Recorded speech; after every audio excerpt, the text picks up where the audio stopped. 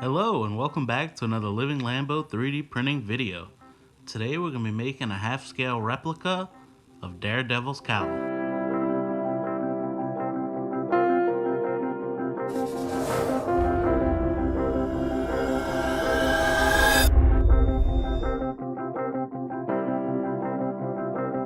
Probably could have guessed from the thumbnail, but we aren't making just one helmet, we're making two.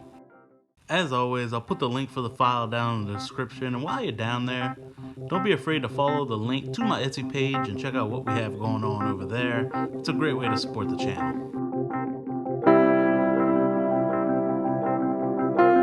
Before we get to painting, we have to make sure that we get these helmets smooth. So we're going to start off with 120 grit sandpaper on the Ryobi mouse sander.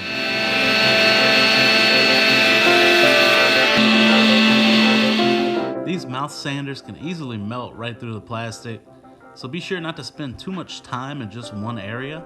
We're also going to go over the helmet with 220 grit and 400 grit. I want to be sure not to lose any detail on the print, so I'm going to be going over it with this little pick quite often. We're going to be using Bondo glazing and spot putty to eliminate any layer lines that we have left. And this can be quite messy, so make sure you have a roll of paper towels on hand.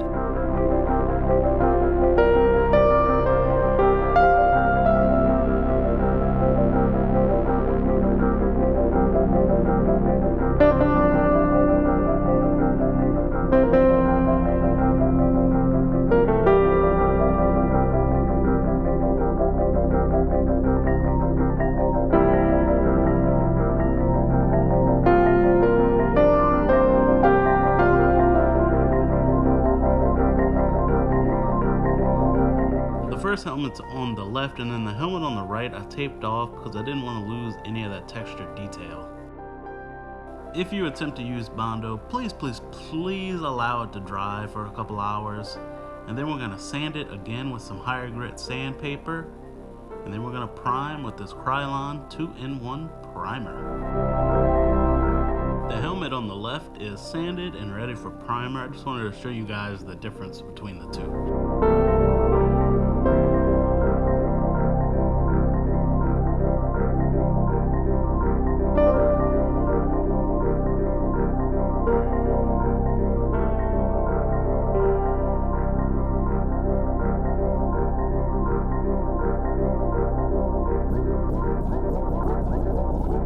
And the last step of sanding is wet sanding. But why wet sand, you ask? Wet sanding is less abrasive than normal sanding and gives you a smoother finish.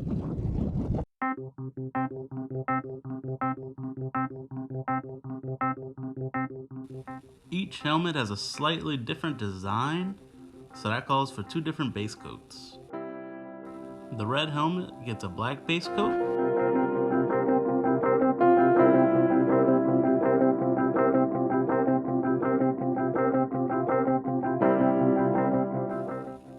and the yellow helmet gets a silver base coat.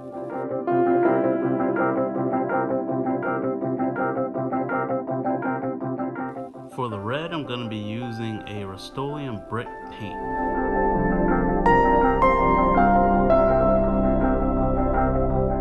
The spray paint was a satin finish, so we'll be getting a matte clear coat here in a bit.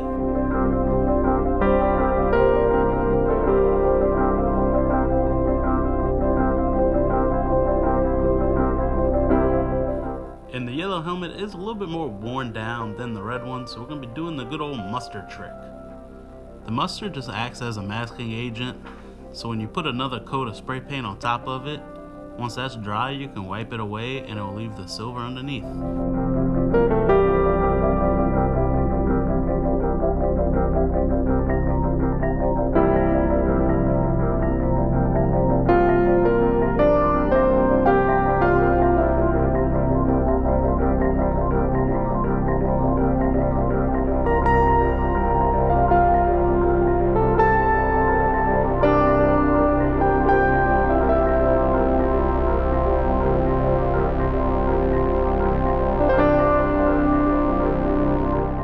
The yellow spray paint is just a yellow Rust-Oleum, but that is gloss as well, so it will also have to be hit with a matte clear coat.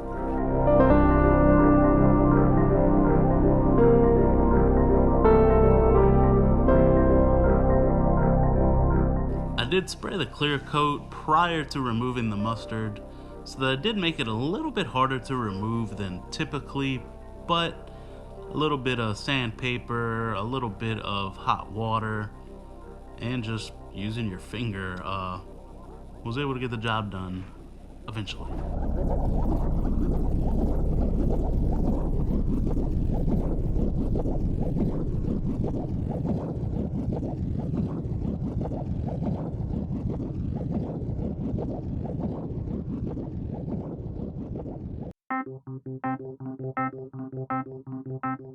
I tried two different methods to get the black sections on each helmet.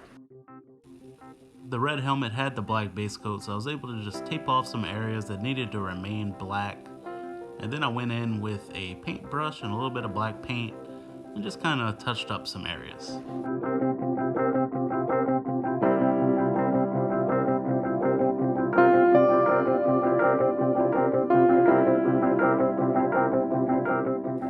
The yellow helmet, however, unfortunately did not have the good fortune of having a black base coat, so I decided to try and hand brush it on myself, and kind of found out that I'm not very good at painting.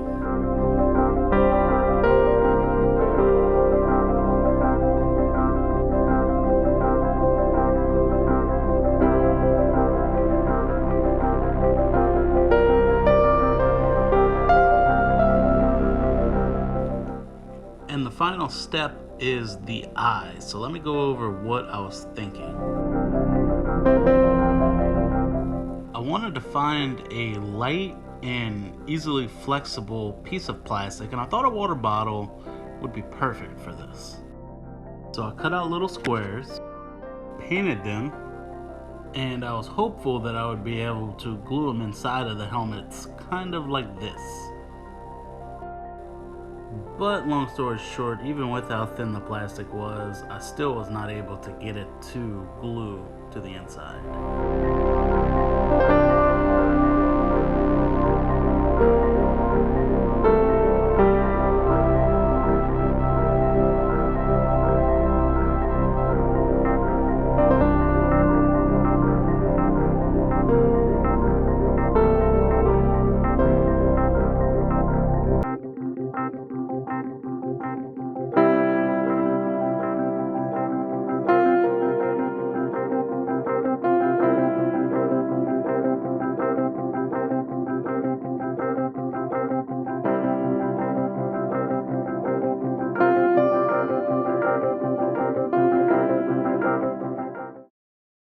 If you're somehow still watching, this ended up being my less than stellar solution for the eyes. So, still looking for other solutions. Thanks for watching. Bye.